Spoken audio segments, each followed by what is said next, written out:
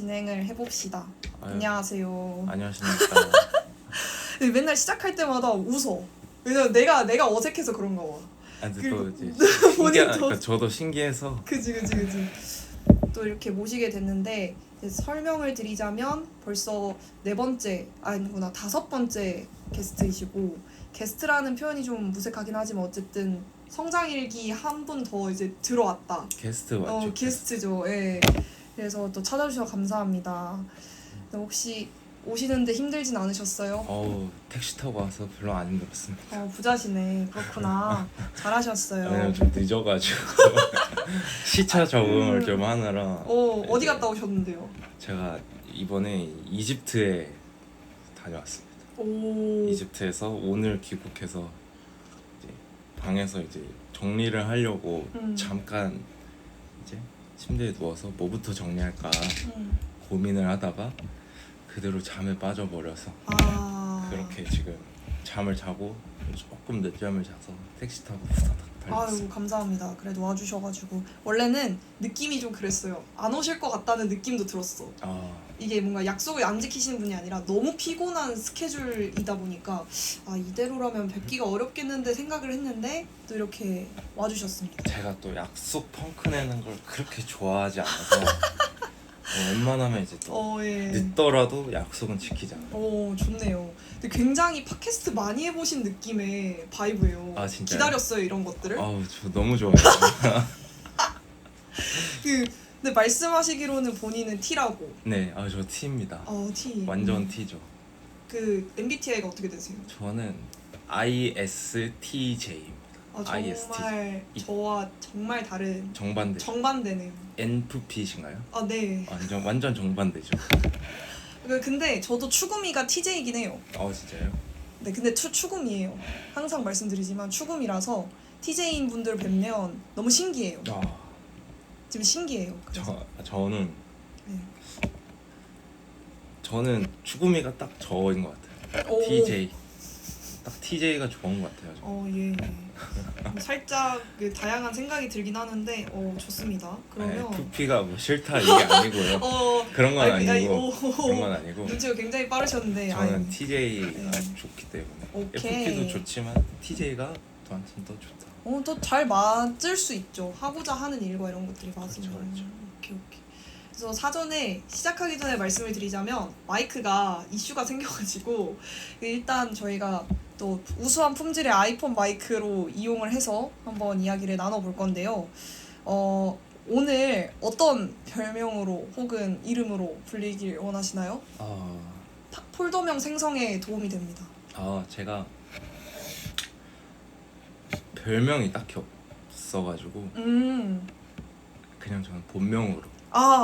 그러면 본명 석자 다 좋죠. 석자에 이름은 석자니까. 이름 석자. 이름 석자니까 석자를 다 써야죠. 오케이. 그러면 태민 씨, 이태민 군, 네. 태민 씨, 태민 선생님으로 이야기하도록 하겠습니다. 만나서 반갑습니다. 만나서 반갑습니다. 그래서 오늘 모시게 된 이유는 일단 제가 말씀드렸지만 하나의 주제를 가지고 이야기를 나누고 그거에 맞는 이제 선물이라든지 이런 것들을 준비해서 이제 전달해 드리는 프로젝트고, 이게 제가 작품으로서 포트폴리오를 하고 있는데 계속 만나 뵈면서 다양한 것들이 쌓이면 좋겠다고 생각이 들어서 제가 여쭤보게 됐거든요. 근데 이제 사전에 시작하기 전에 혹시 참여하시게 된 계기가 따로 있으실까요? 일단은 저도 뭔가 어떤 주제를 가지고 대화를 나누는 걸 굉장히 좋아하고, 그 다음에 뭔가 근데 그 대화를 나눈다고 하더라도 대화의 상대방이 또 중요하거든요. 대화의 상대방이 뭔가 제가 원하는 느낌의 상대가 아니면 그 대화가 사실 좀 즐겁지 않는데 이제 주인장이라고 해야 되나요? 네네네. 뭐 편하게 불러도 됩니다. 이제 그 주인장님께서 네. 굉장히 그 대화를 뭔가 편하게 이끌어 주시는 그런 능력이 출중하다는 걸 익히 알고 있기 때문에 그래서 선뜻 출연을 결정하게 됐습니다. 감사합니다. 대화를 나눴을 때 좀 편안한 느낌을 많이 받으셨나봐요. 그럼요. 저번에 이제 뭐 한번 같이 그쵸. 저 알바하던 곳에서 그쵸. 같이 식사를 그쵸. 했었을 때도 굉장히 좋았어요. 좋아요, 좋아요. 그때보다 확실히 많이 달라지셔가지고 아. 더 좋아. 뭐 근황을 말씀하셔도 상관은 없거든요. 되게 더 좋은 방향성으로 가고 계시고 이제 또 출국까지 또 하시니까. 그렇죠. 그럼 또 어떻게 될라나 이 프로젝트가. 근데 가시면 3년 뒤에 막 줌으로 해야 될 것 같은데요. 이러실 수도 있겠네. 바빠서. 뭐 일단은 알겠습니다. 너무 즐겁네요. 근데 알던 분이라 더 대화가 재밌게 되는 것 같아요. 진짜. 네, 전혀 모르는 분이었으면 이미 그 전에 저도 긴장해서 계속 말이 많아졌을 텐데 어찌됐든 시작을 한번 해보도록 할게요. 네. 제가 단어를 3개를 드렸는데 그 단어 3개 중에 하나를 선택해 주셨어요. 선택. 선택. 그걸 선택한 이유가 뭔가요? 선택을 선택한 이유. 선택을 선택한 이유는 네. 일단은 그 단어 3개를 딱 봤을 때 제가 가장 뭔가 그러니까 평소에도 좀 경험을 하고 그다음에 이거와 관련해서 내가 겪은 바가 있고 잘 얘기할 수 있는 그런 주제가 뭐가 있을까 좀 고민을 했어요. 그래서 처음에 바로 답변을 드린 게 아니고 맞아요. 이제 좀 고민을 하다가 말씀드려도 되겠냐 이렇게 말씀을 드렸고 그렇게 해서 근데 마땅히 이제 제가 뭔가 자유롭게 뭔가 좀 더 많은 대화를 깊이 있는 대화를 나눌 수 있는 주제가 선택이라고 생각이 들어서 그래서 선택을 선택했습니다. 좋습니다. 제가 여쭤보게 된 이유가 또 아무래도 우리 테민스 같은 경우에는 테민스라고 할게요. 또 테민스 같은 경우에는 굉장히 사색적이고 의외로 철학적인 면이 있었다는 걸 알고 있었어요. 그리고 굉장히 반전이 많은 분이거든요. 이제 지금 이제 영상으로 찍고 있진 않지만 노래도 하시고 근데 또 악기도 좀 다루시면서 그러니까 밴드 활동도 하시면서 이제 지금 지향하는 이제 업무 방향성은 또 다른 쪽에 있고 완전히 다르죠. 네, 근데 성격도 어떻게 보면 어떤 사람과 어울리느냐에 따라서 진짜 또 약간 스펀지 마냥 이렇게도 잘 맞추고 이런 사람이라서 좀 궁금하기도 했었고 제가 던졌던 이유는 두 번째는 그때 이제 일전에 개인적으로 만나 뵙고 식사를 나눴을 때도 정말 선택의 기로에 서 있는 사람의 모습이었거든요. 물론 저도 늘 그렇지만 그래서 이번 연도 2025년도에 테민스의 선택이라는 단어를 가지고 이야기를 나눠보면 좋겠다고 생각이 들었어요. 네. 좋아요. 그러면 일단 이거부터 물어볼까요? 과거에 내가 했던 선택 중에서 혹시 이 선택은 진짜 지금의 나를 만들어준 큰 선택이다 이런 게 있었을까요? 지금의 나를 만들어준 아주 큰 선택. 과거는 어제도 되고요. 지금 이전 모두 통틀어서. 일단은 지금의 저를 이렇게 뭐 좋은 방향이든지 나쁜 방향이든지 지금의 저를 만들어준 선택은 아마 이제 군대에서 군 전역 직전에 그 직전에 내가 어떤 이제 전역을 하고 나서 사회에 나가서 어떤 방향으로 진로를 설정하고 나아가야 될까 이거를 이제 고민을 하고 그때 내렸던 선택이 지금의 저를 만들었던 것 같아요. 그때 제가 군대 전역하기 전에는 이제 그 군대에서 전역을 하는 장병들을 위해서 뭔가 제가 무슨 기관이 있거든요. 부선지 기관지 그 이름이 정확하게 기억이 안 나는데 아무튼 그 사람들을 위해서 지원을 해줘요. 나중에 사회에 나가서 뭐 어떤 방향으로 인생을 계획을 하고 살아갈지 진로죠. 진로를 어떻게 설정하면 좋을지 이런 것들을 이제 지원을 해주는데 거기서 제가 직업 흥미도 검사라는 걸 했었어요. 직업 흥미도 검사가 뭐 형태가 2개가 있는데 좀 길게 하면 좀 더 정확하게 분석이 된다 이랬어가지고 1시간 정도 걸리는 그 검사를 했었는데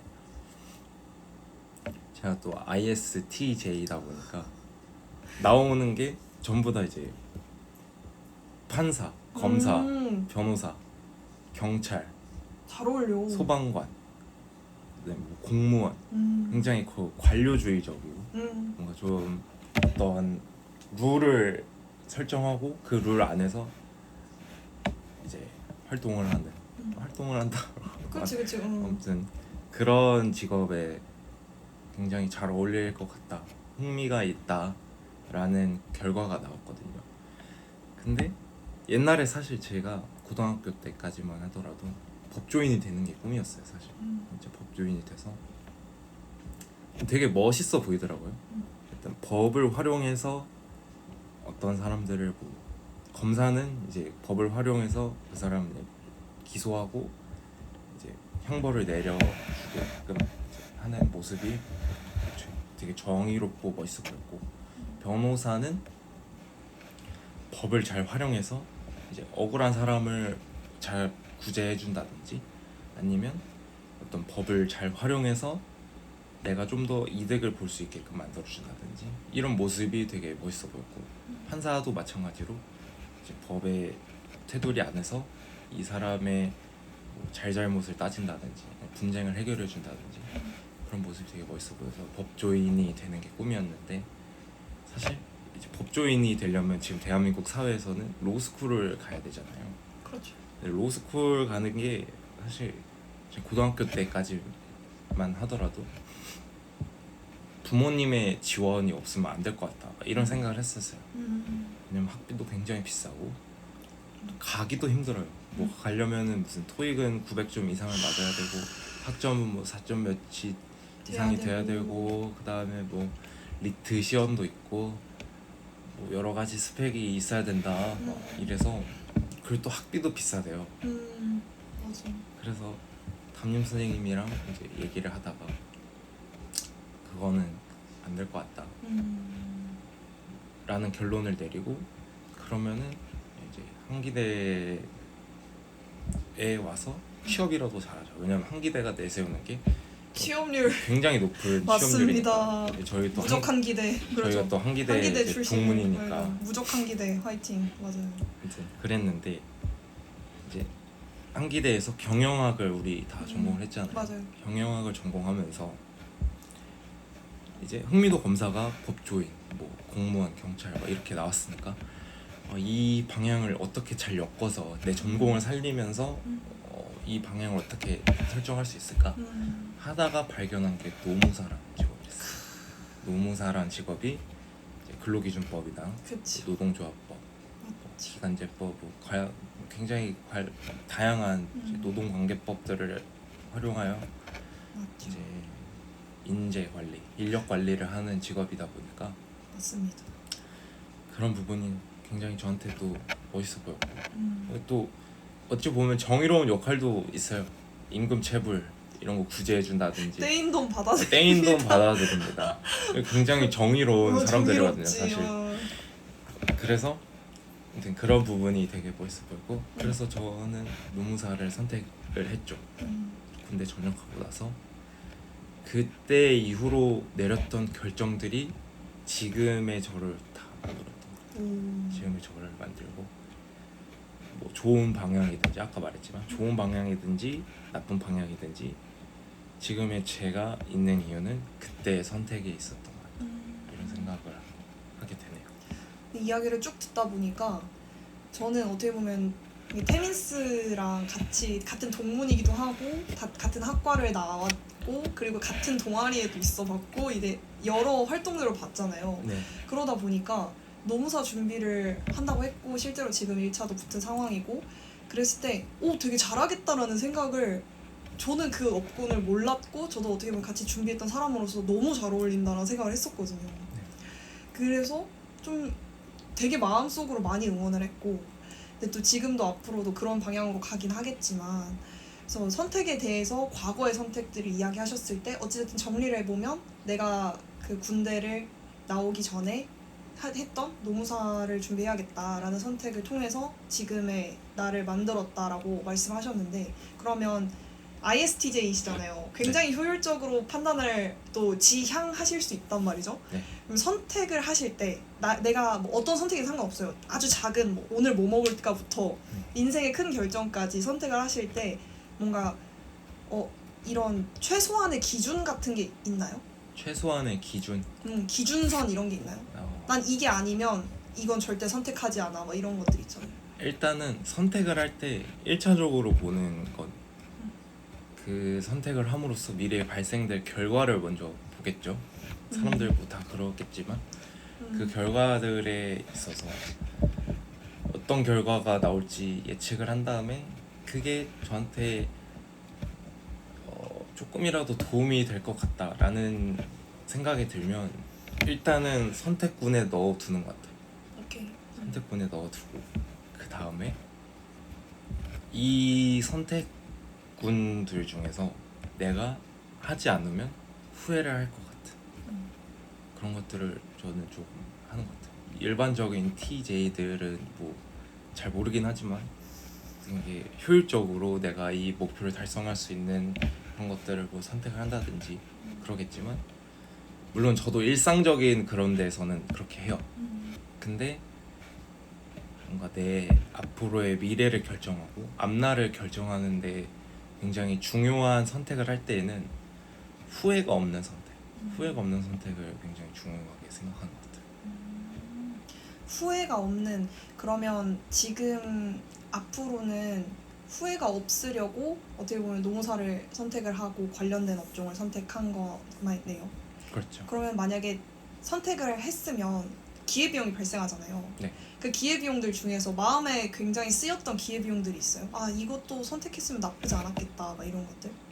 일단은 제가 그 인생에서 가장 중요했던 선택이 노무사라는 직군을 이제 선택하고 준비했던 과정. 그게 이제 인생에서 가장 중요했는데 어찌 보면 그 선택을 함으로써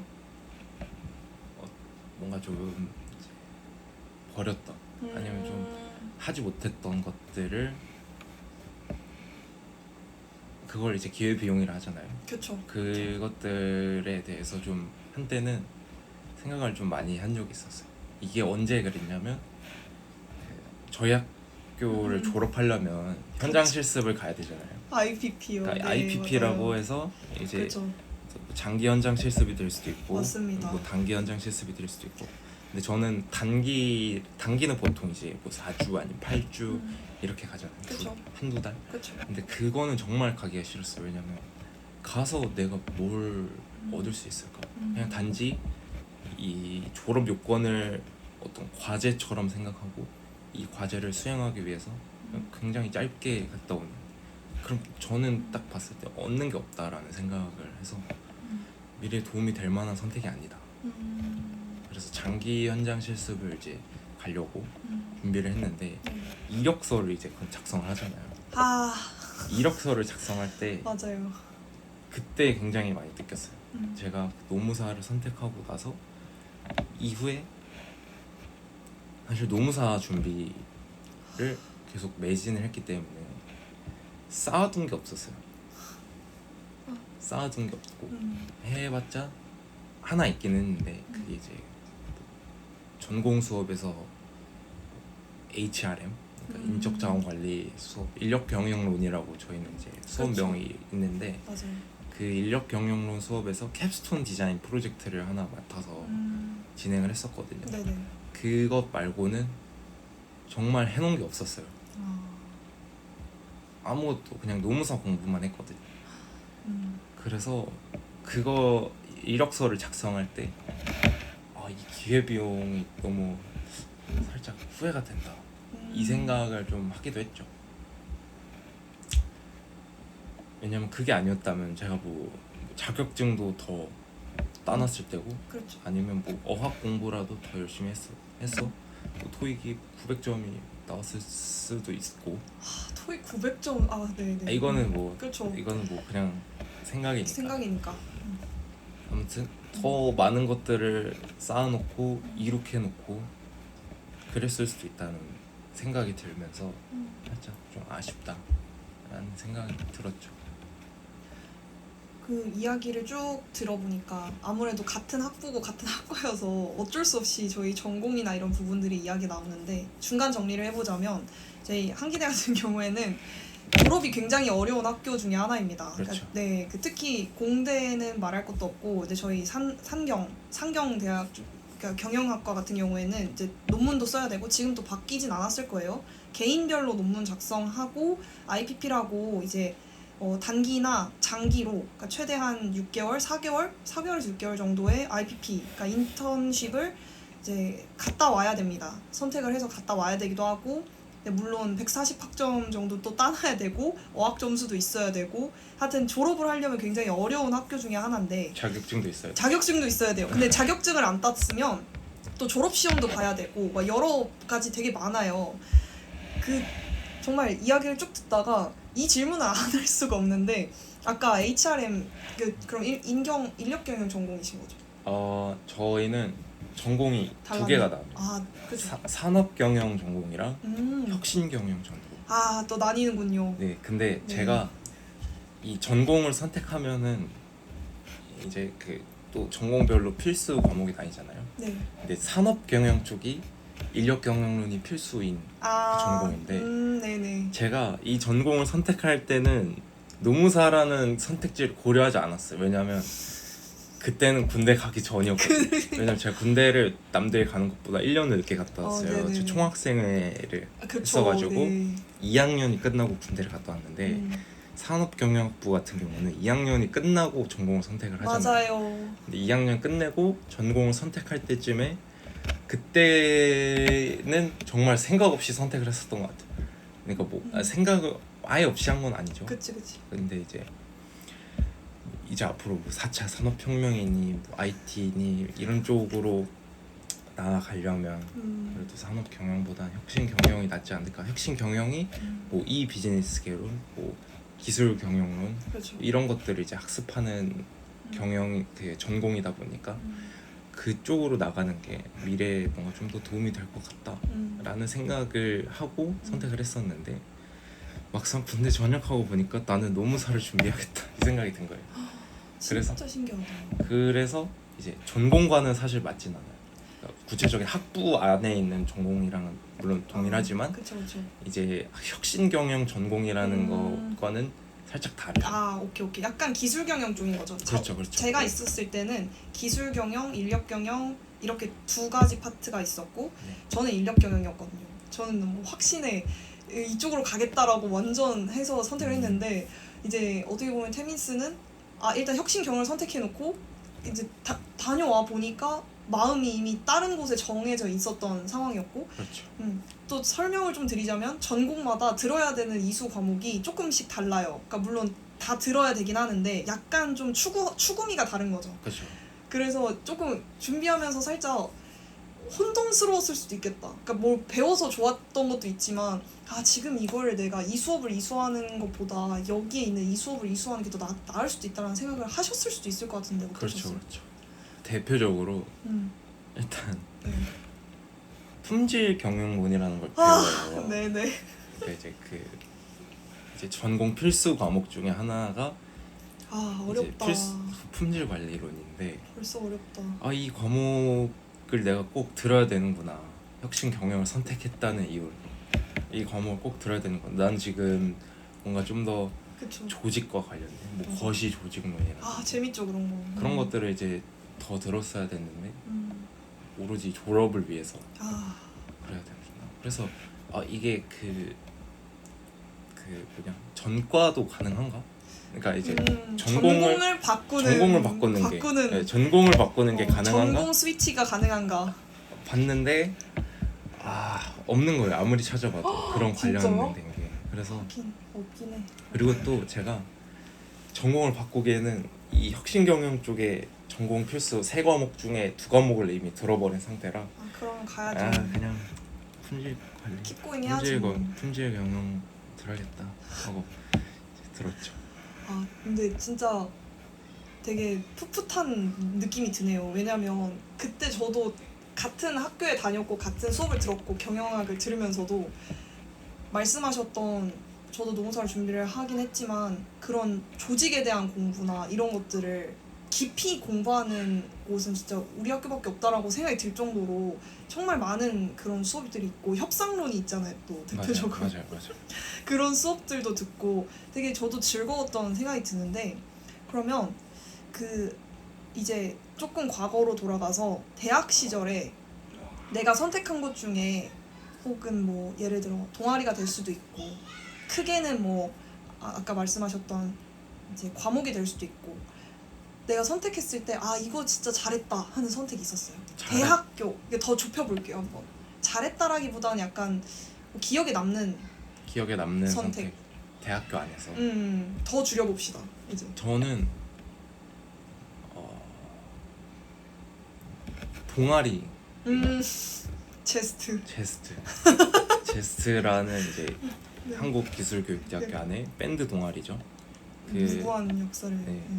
제스트를 하길 정말 잘했다 음 라는 생각을 해요. 그렇죠. 제스트는 일단은 제가 음악을 굉장히 사랑하게 된 음 그런 이유 중에 하나가 되었고, 그렇지.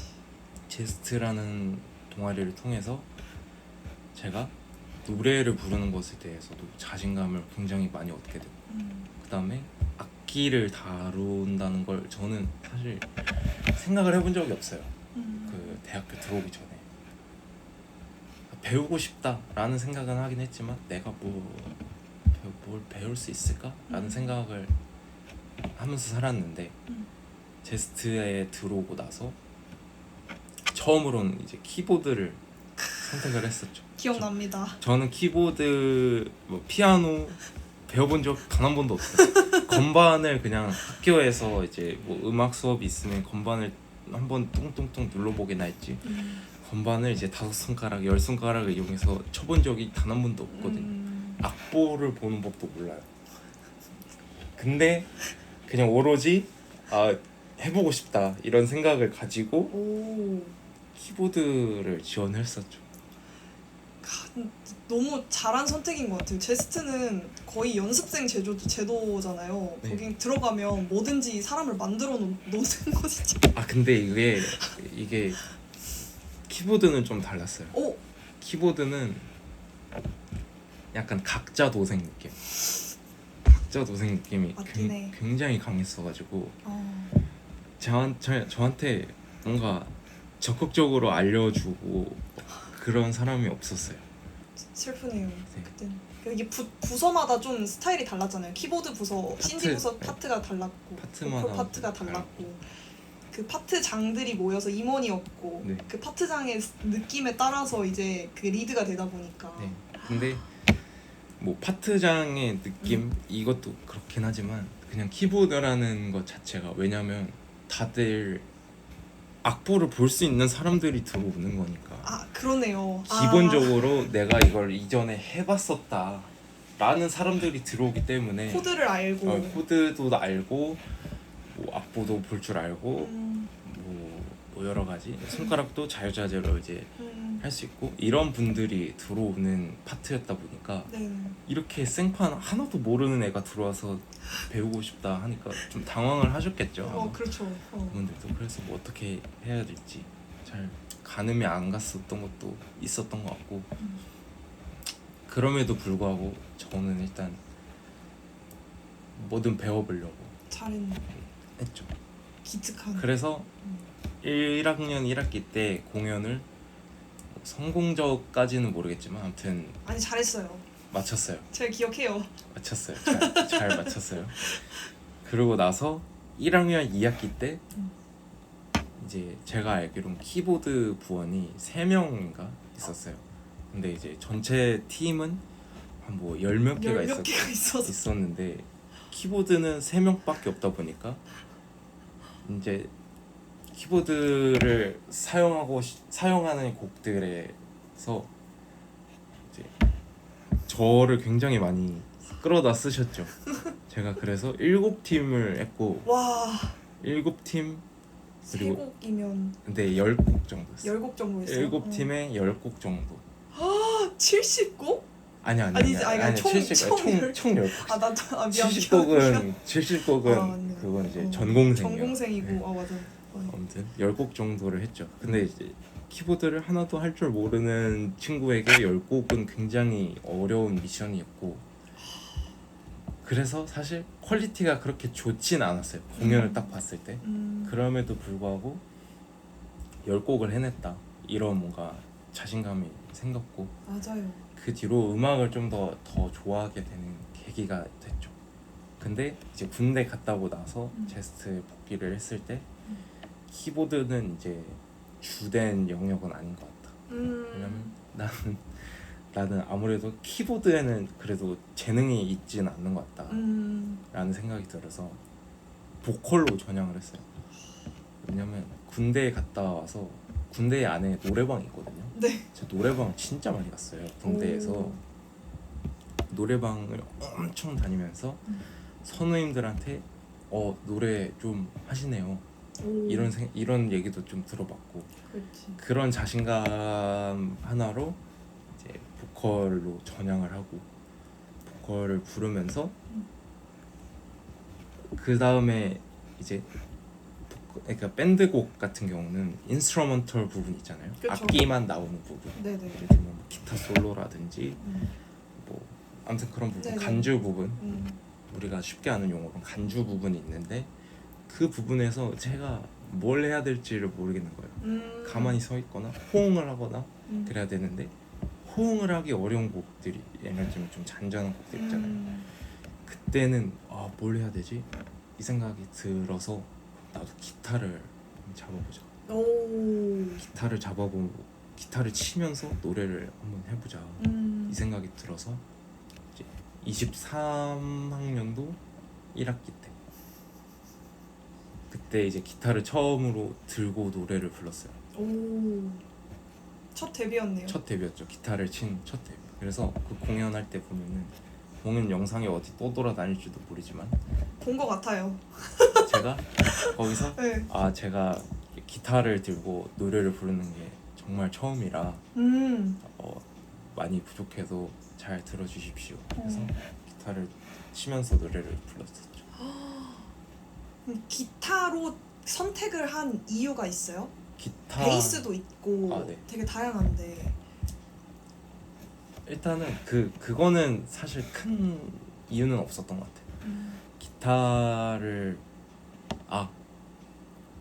기타를 이제 쳐야 되겠다라고 생각했던 이유가 지금 생각이 났는데, 되게 친하게 지내던 형이 있었어요. 조항윤이라고 네네.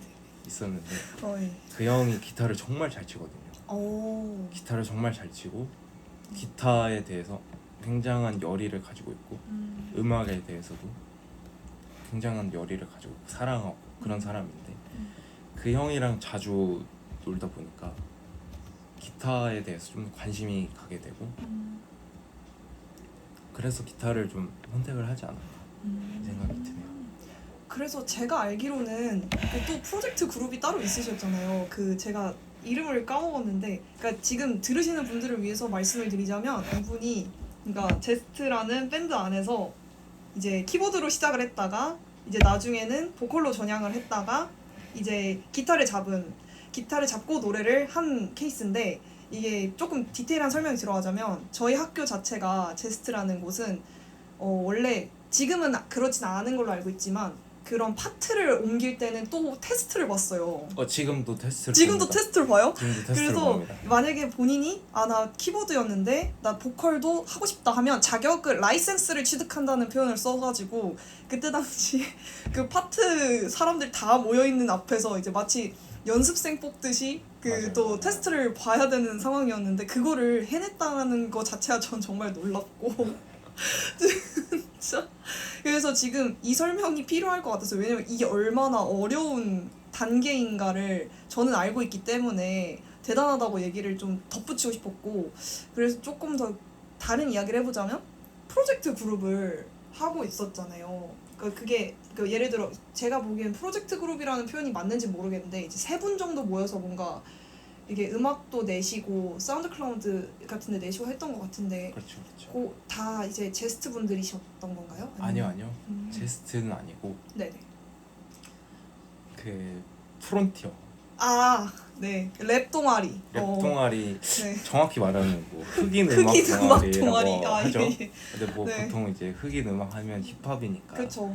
힙합을 주로 하다 보니까 최근에는. 음흠. 근데 저도 그때 당시에는 힙합을 좋아하고 그냥 듣는 걸 좋아해서 들어갔어요. 듣는 걸 좋아하고 제가 뭐 랩을 하겠다 이런 생각으로 들어간 건 아니고 오케이. 좀 듣는 걸 좋아해서 1학년 2학기 때 잠깐 들어갔었는데 뭐 그렇게 그닥 저랑 잘 맞는 동아리는 아니다라는 생각이 들어서 그 이후로 활동은 안 했고 근데 그때 알게 된 인연이 있었죠. 저보다 4살 많은 형들인데 그 형들이 사실 졸업할 나이였고 졸업을 했었어요 사실 그 형들은. 근데 한 분은 대학원에 진학을 해서 한기대에 남아 있었고 한 분은 TLO라고 해서 아, 알고 있습니다. 이제 네. 학교에서 인턴 생활을 하면서 취업 준비를 할 수 있게끔 해주는 그 제도가 있는데 한 번은 그런 그 제도를 해서 그래서 학교에 남아 있었던 거죠. 네. 그리고 저는 학교에 지금 다니고 정규학기에서 재학을 하고 있어요. 그렇죠. 그래서 어떻게 하다가 3명이서 만나서 이제 얘기를 하게 됐고 뭔가 이 3사람의 공통점이 뭐냐면 그때 재즈를 좋아했어요. 재즈 음악을 되게 오. 좋아했어가지고 그러면 재즈 한번 녹음을 한번 해보자. 재즈 음악을 녹음을 해보자. 그래서 만들게 된 게 이제 산단 보이즈라는 산단 보이즈. 왜냐하면 이 산단 보이즈라는 표현을 왜 이렇게 쓰냐면 그 대학원 가셨던 분은 연구실이 산단에 있었고요. 산학협력단. 산학협력단이에요. 산학협력관에 한국기술교육회. 있었고 이제 산학협력단에서 연구실 있었고 그 다음에 TLO 하시던 분은 소속이 산학협력단이었고 아, 그렇죠. 네. 그 다음에 저는 산학협력단에서 근로장학을 하고 있었어요. 그래서 우리가 산단을 통해서 이제 모였다. 어떤 산단이랑 공통점이 뭐 돼가지고 네. 산단 보이즈. 노래가 꽤 좋았어요. 네. 저 기억합니다. 꽤 그렇죠. 퀄리티가 좋아요. 맞아요. 되게 재밌었어요. 처음에는 2명이서 먼저 캐롤을 내고 맞아요. 저는 나중에 들어왔는데 장르가 되게 다양해요. 오. 발라드도 하고 맞아요, 맞아요. 재즈도 하고 그다음에 뭐 시티팝 하고 한국 뭐 트로트 같은 것도 하고 그니까. 되게 다양해. 그냥 하고 싶은 걸 해요. 음. 하고 싶은 거를 하고 개인 솔로 앨범들도 있고 맞아요. 나중에 링크를 좀 삽입을 해볼까 봐요. 진짜. 또 궁금하신 분들 들어보셔야 돼요. 사운드 클라우드의 산단 보이즈. 사운드 클라우드 제가 링크 올리겠습니다. 진짜 꽤 괜찮아요. 그러니까 아트웍도 굉장히 이제 뭐랄까 레트로스럽고 아트웍 담당이 있거든요. 또 있으셨어요. 네. 어떤 분이? 이제 그 저희가 예명을 하나씩 갖고 있거든요. 아, 네. 설명 좀 해주시겠어요? 네. 예명이 일단은 3명인데 예명이 뭐냐면 네. 한 명은 스윙. 스윙. 스윙은 이제 재즈의 장르 중 하나죠. 아, 그렇죠. 스윙이라는 사람이 있고 한 명은 블루스. 블루스라는 음악에 아, 예. 이제 장르가 있고 한 명은 이제 디스토션. 아, 네. 디스 기타 디스토션 그거 디스토션은 이제 일렉트릭 기타의 어떤 네. 이펙터 중에 맞습니다. 하나죠. 네, 알고 있습니다. 짜자장 우리가 흔히 알고 있는 짜자장 소리를 내주는 그런 효과가 이 디스토션인데 맞죠. 이 세 개의 예명을 가지고 있어요. 무슨 얘기하다 여기까지 갔죠? 괜찮아요. 이게 예명- 설명만 해주세요. 예.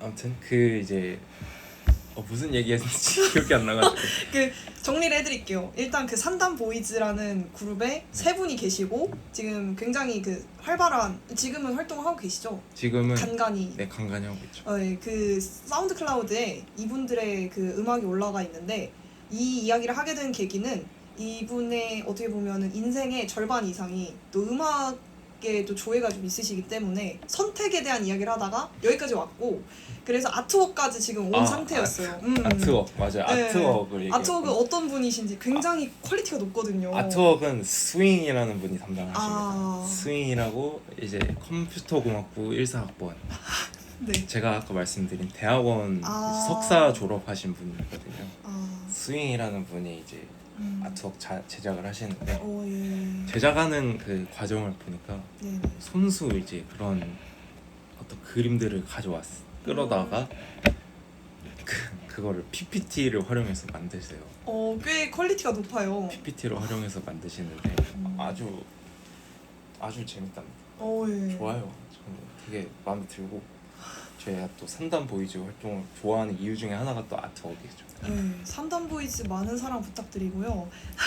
아니, 이제 저는 아직까지 어떻게 보면 한기대에 발을 걸치고 있는 사람으로서 이런 한기대 이야기를 들으면 너무 옛날 생각이 많이 나고 기쁘거든요. 근데 또 다른 이야기지만 일례로 지금 선택에 대한 이야기를 하고 있었지만 저희는 밴드잖아요. 근데 제 주변 또 같은 저희 과에 저와 동기인 그러니까 어떻게 보면 같은 학부, 같은 과, 같은 학년이었던 친구가 그 친구는 또 빠샤였어요. 그러니까 이제 춤 동아리, 댄스 동아리였는데 그 친구와 대화를 나눴었는데 녹음은 못했지만 그 친구가 새벽 4시까지 저희가 한기대 얘기만 하다 끝났던 기억이 나거든요. 아 진짜요? 이유는 하나였어요. 그때 당시에 거의 연습생 제도였다. 너무 왜냐면 저희가 또 병천에 있다 보니 그렇죠. 또 여러 가지로 집중을 할 수밖에 없잖아요. 그렇죠. 동아리 활동이 활발할 수밖에 없고 또 굉장히 거기에 진심일 수밖에 없죠. 저도 그랬었던 기억이 나가지고 너무 기분이 좋은데요. 그래서 돌아가자면 어찌됐든 동아리를 선택했고 그걸 끝까지 잘 수행을 해낸 게 굉장히 좋다라고 좋은 하시고 선택이었던 거죠. 그러면 과거에 대해서 조금 이렇게 가볍게 훑었는데 그러면 이제 알 수 없는 미래로 한번 가볼게요. 내가 미래에 내가 원하는 모습이 있나요? 지금 2025년 지금 이 순간에 딱 떠올랐을 때 나 요런 모습이면 괜찮을 것 같아, 좋을 것 같아 하는 그냥 뭐 모습이나 뭐 편하게 얘기해 주실 수 있을까요? 저는 그 진로 목표가 있어요. 네. 진로 목표가 노무사가 아니에요. 노무사는 이제 수단이라고 이제 목적을 바꿨어요. 네네. 그러니까 군대 직후에는 노무사가 돼야겠다. 이게 제 진로 목표의 끝이었는데 이제 점점 시간이 지나면서 노무사로 끝내기가 싫어졌어요. 네네. 더 나아가서 그냥 인적 자원 관리의 전문가가 되고 싶다. 이 생각을 해서 나중에는 뭐 대학원도 갈 생각이 있고 환영합니다. 네. 테크노 인력 전문. 근데 환영합니다. 아무튼 네. 대학원 갈 생각도 있고 네. 나중에 제가 어떤 모습을 딱 그 상상을 했을 때 어떤 모습을 꿈꾸냐면 어떤 전문가가 돼서 인사 전략에 제가 굉장히 큰 영향을 미칠 수 있는 그런 위치까지 가서 그런 제가 원하는 방향대로 인사 전략을 이끌어서 조직을 굉장히 성공하게 만들고 싶다. 이런 모습, 재밌죠. 이런 모습을 멋있네요. 제가 꿈꾸고 있어요. 멋있다. 근데 제가 최근에 공인검사 1차 시험을 다시 봤거든요. 다시 봐야 되는 그게 돼서 제가 2022년도에 1차 시험을 처음 봤는데 그때 붙었어요. 합격을 했었어요. 그 뒤로 2년을 더 이제 그 해랑 22년이랑 23년에 2차 시험을 볼 수 있는 자격이 주어졌었는데 둘 다 실패를 하고 그 다음에 24학년도에 다시 도전을 했다가 그때는 또 기억납니다. 너무 어려워서 극악의 난이도였죠. 그래서 탈락을 했죠 그때. 그리고 나서 올해 다시 1차 시험을 봤는데 이번에 굉장히 아슬아슬한 점수로 턱걸이였어요. 61.4. 이번에도 쉽지 않았어요. 61.4라는 점수. 평균이 60점을 넘어야 되는데 맞아요. 61.4라는 점수로 제가 턱걸이 합격을 했거든요. 고생하셨습니다, 진짜. 근데 이번에 노무사 1차 시험을 봤었던 거는 내가 노무사가 되고 싶다. 이런 것도 조금은 있었지만 그것보다는 내가 그러니까 내 모습을 보여주고 싶었던 거죠. 나는 아직도 이 분야에 대해서 잘 알고 있다. 나는 인적 자원 관리 분야에서 이 정도의 지식과 어떤 스킬을 가지고 있고 내가 지금 아까도 말했지만 해놓은 게 아무것도 없다라는 생각이 들었을 때 그 생각을 뭔가 좀 타파하기 위해서 나는 아무것도 안 하고 있었던 게 아니다. 지금까지 계속 준비해왔고 난 아직도 준비된 인재다 라는 걸 보여주기 위해서 네. 이번 시험을 준비를 했었던 거고 이제 지금 인턴을 하고 있는데 네. 인턴을 준비하면서 인턴 끝나고 돌아오면 집 그 카페 가서 공부하다가 집에 한 12시쯤 들어가서 뭐 자고 이 생활을 한 두세 달 정도 해서 아무튼 합격을 했죠. 그래서 이 얘기를 왜 하게 됐냐면 아무튼 노무사라는 건 이제 수단이 되었고 결국에는 나는 인적자원관리 전문가로서 활동을 하고 싶고 노무사 1차 시험을 봤었던 것도 내가 그런 사람이 되기에 충분한 자질을 가진 사람이다 라는 걸 좀 증명하고 싶었어서 시험을 응시하게 되었다. 굿. 이런 멋있네요. 그러면 아까 그 노무사 얘기를 하고 이제 지금 약간 지금 현재 단계에서의 청사진을 말씀을 해주신 거잖아요. 그러면 제가 궁금한 건 만약에 전문가가 됐을 때 기업들을 이제 선택을 해서 컨설팅을 해줄 수가 있게 되는데 어떤 기업을 가장 컨설팅을 해보고 싶어요? 아니면 어떤 기업, 어떤 뭐 직종, 분야 여러 가지가 있죠. 그것까지는 제가 아직 생각을 해본 없어요. 적이 없는데 제가 미국에 이제 곧 가게 됐습니다.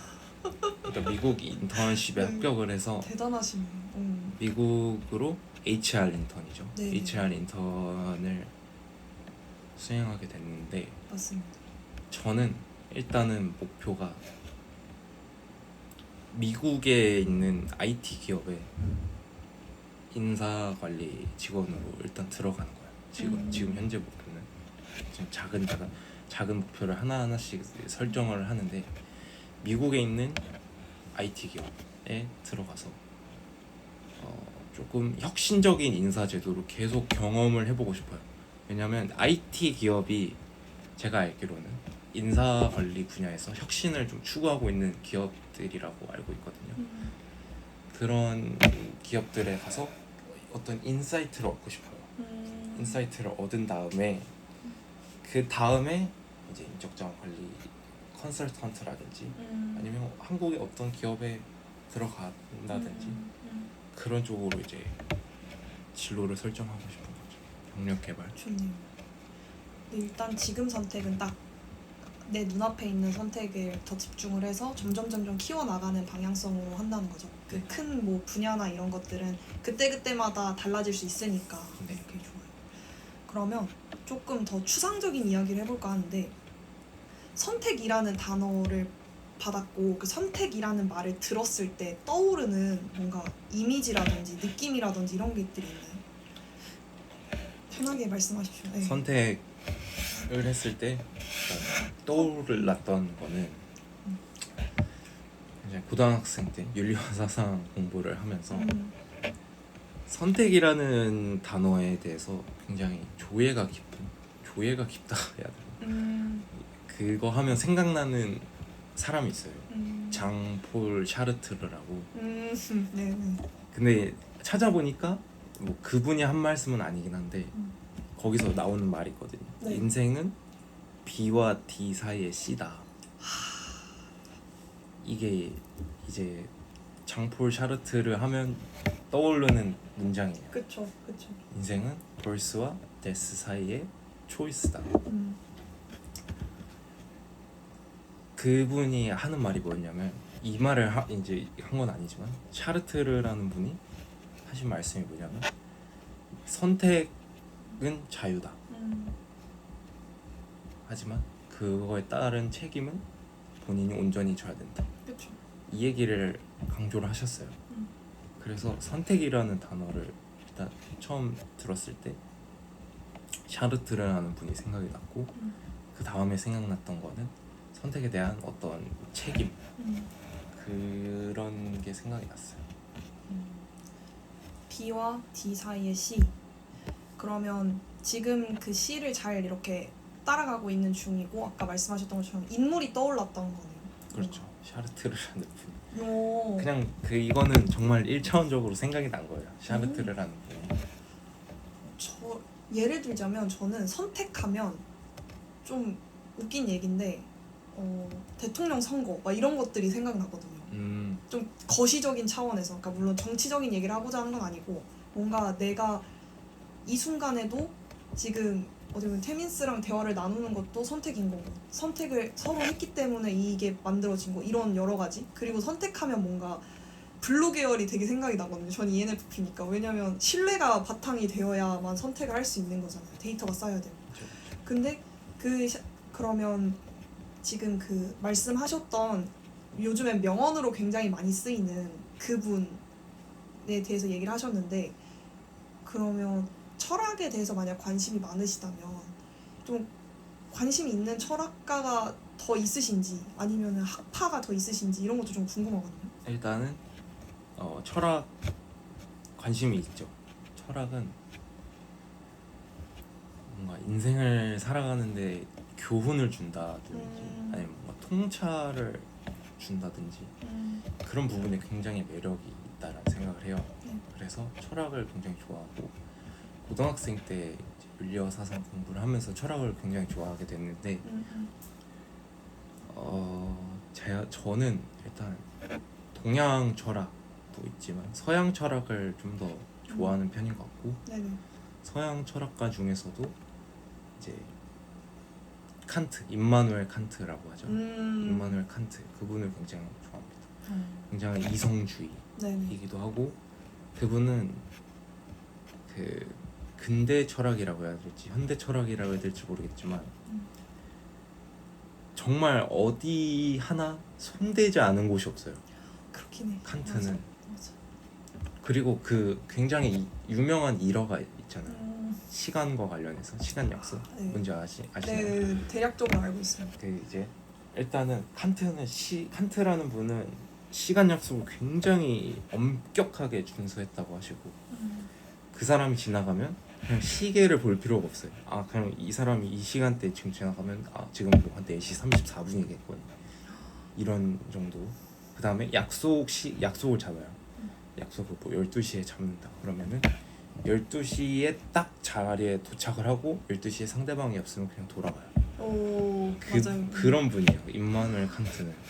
물론 제가 그 정도로 엄격하게 시간을 지키면서 사는 건 아니긴 하지만 그 정도로 엄격한 이성주의를 가지고 TJ 모멘트죠. 효율적으로 인생을 살고 그런 부분이 멋있었던 것 같아요. 진짜 신기하네요. 어떤 분이냐에 따라서 이 단어가 주는 그 사람마다의 느낌이 다르잖아요. 근데 이 단어를 굉장히 사전 조사를 많이 해온 느낌이 드는 지금 대화인 것 같아요. 좋은 의미에. 아 진짜요? 네, 좋은 의미에. 왜냐면 본인의 이런 이야기도 넣어주시면서 어떻게 보면 그 선택에 대한 이야기도 또 다른 백그라운드도 말씀을 해주시니까 굉장히 지금 재미있게 대화가 되고 있는데 신기하게도 지금 53분이 됐어요. 벌써 이렇게. 그래서 이제 마무리를 이 재밌는 와중에 끊어야 사람이 다음이 있잖아요. 뭔 말인지 아시죠? 그렇죠. 원래 뭐 저희 쪽은 특히 제가 하는 거는 약간 아쉬울 때 끊어야 다음번에 만났을 때 더 할 말이 많아질 수 있겠다라는 생각이 들어서 이제 마무리를 좀 지어보려고 하는데 급한 마무리지만 지금 대화를 나누시면서 혹시 어떠셨는지 좀 여쭤봐도 될까요? 일단 저는 이렇게 얘기를 하는 게 굉장히 좋다라고 처음에 말씀을 드렸고 역시나 좋았다. 역시나 굉장히 좋은 얘기를 하고 그러니까 제가 하고 싶은 얘기를 하는 걸 굉장히 좋아하는데 그 얘기를 할 수 있어서 굉장히 좋았던 시간이 된 것 같고 이 자리를 만들어주신 호스트에게 굉장히 굉장한 감사를 드리는 바입니다. 그러면 마지막 질문, 찐막. 2025년은 태민스에게 지금 상반기까지 살았잖아요. 그리고 이렇게 합시다. 2025년 상반기 나에게 단어로 치면 뭐다? 2025년 상반기 나에게 나에게 뭐뭐였다 뭐 이런. 이거는 정말 떠오르는 말이 있어요. 선택의 연속. 오. 정말 선택의 연속이었어요. 일단은 제가 작년에 현장 실습을 가려다가 다 떨어지고 실패를 하게 되고 25년 1학기를 내가 어떻게 살아야 되나 고민을 하고 있다가 네. 친한 지인이 또 지금 이 자리 비어 있는데 너 할래? 라는 추천으로 이제 면접을 보고 지금 하고 있는 인턴에 들어갔거든요. 근데 여기가 개발도상국에다가 원조를 해주는 사업을 대행해주는 기관이에요. 네. 한기대 소속 기관이긴 한데 이 기관을 통해서 제가 어떤 국제적인 역량도 많이 쌓을 수 있었고 그 다음에 최근에 이거 말씀을 드렸는지 잘 기억이 안 나는데 이집트를 갔다 왔어요. 이 기관을 통해서 이집트를 2주 동안 갔다 오고 오늘 귀국을 했거든요. 오늘 귀국했잖아요. 오늘 귀국을 했거든요. 이집트를 갈 수 있었던. 아무튼 그리고 이 선택을 통해서 제가 외국어 역량에서 스피킹이 굉장히 좀 부족하다라는 생각을 스스로 하고 있었는데 스피킹에 대해서도 뭔가 좀 자신을 갖게 되는. 왜냐면 연수생들이 한국으로 온다든지 네. 아니면 이집트를 제가 이번에 갔다 왔잖아요. 영어를 써서 소통을 해야 되는데 옛날에는 뭐 단어 하나하나를 이제 부르면서 뭐 택시 오케이? 뭐 카이로 어디 오케이? 이런 식으로 얘기를 했다면 이제는 문장 형태로 만들어서 오. 예를 들어서 입국 심사를 할 때 여권을 보여줘야 되냐 패스포트? 막 이런 식으로 얘기를 했다면 지금은 Do I have to show you the passport?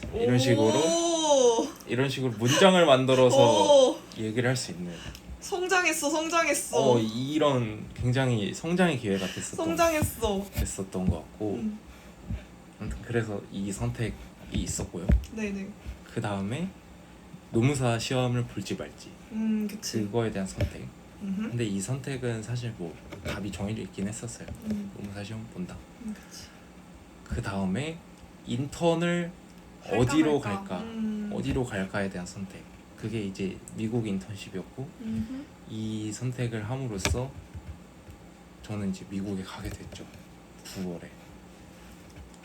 앞으로의 하반기 이제 하반기에 펼쳐질 제 인생에서 굉장히 중요한 선택들을 이번에 많이 했었고 상반기에 많이 했었고 물론 다른 선택들도 많았어요. 네. 뭔가 좀 아쉬운 선택들도 있었고 좀 최근에 뭐 만나던 분과 어떻게 제가 미국에 가게 되면서 좀 뭔가 좀 안 좋게 제가 좀 나쁘게 헤어졌어요. 아무튼 네. 이건 네. 개인적인 생각으로 네, 제가 네. 굉장히 나빴던 사람이라고 생각을 하고 좀 미안한 마음이 굉장히 있고 아무튼 그런 선택들도 있었지만 어찌됐건 그 선택들이 모여서 이제 2025년도 하반기에 펼쳐질 미래를 결정하게 됐다. 그래서 2025년 상반기를 표현하자면 선택의 연속이었다 라고 표현할 수 있겠네요. 정말 감사드립니다.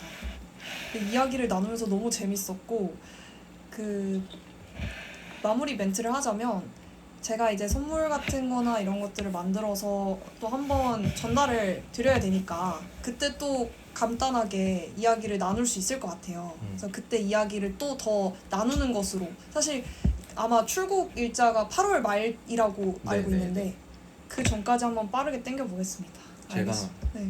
그때 다음에는 네네네. 이집트서를 좀 이집트에 관해서 솔직히 말해서 지금 시간이 너무 부족하거든요. 부족해요?